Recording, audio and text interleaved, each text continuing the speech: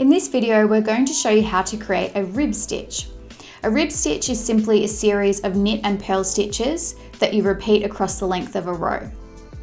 The important thing when you're creating a rib stitch is you want to have an even number of stitches on your needle, because you're going to stack your knits on top of your knits and your purls on top of your purls. So to create our rib stitch, we're going to knit the first stitch.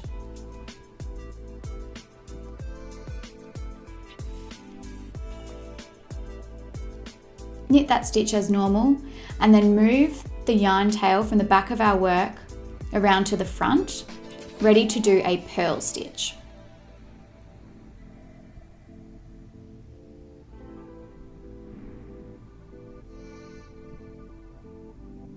So the second stitch is a purl stitch.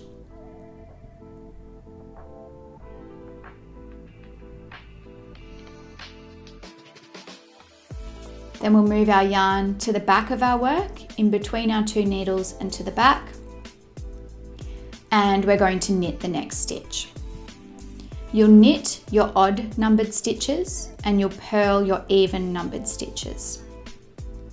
When you're knitting a rib stitch, you'll generally start with a knit and finish with a purl because you're working with an even number of stitches. So we've knitted our third stitch. We bring our yarn tail to the front of our work and we're going to purl our fourth.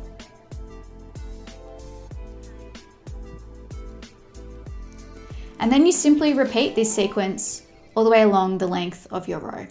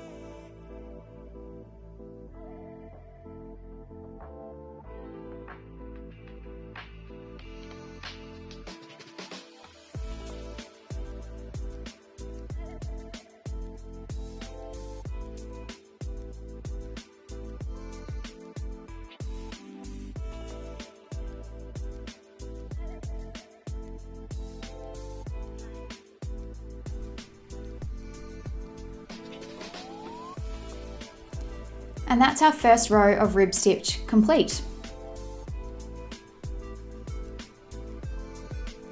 We're going to flip our work and complete a second row of rib stitch, and it's exactly the same sequence as we just did, because you'll remember we're wanting to stack our knit stitches on top of our knits and our purl stitches on top of our purls.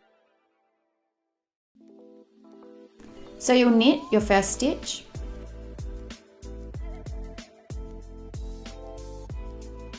and you'll purl your second.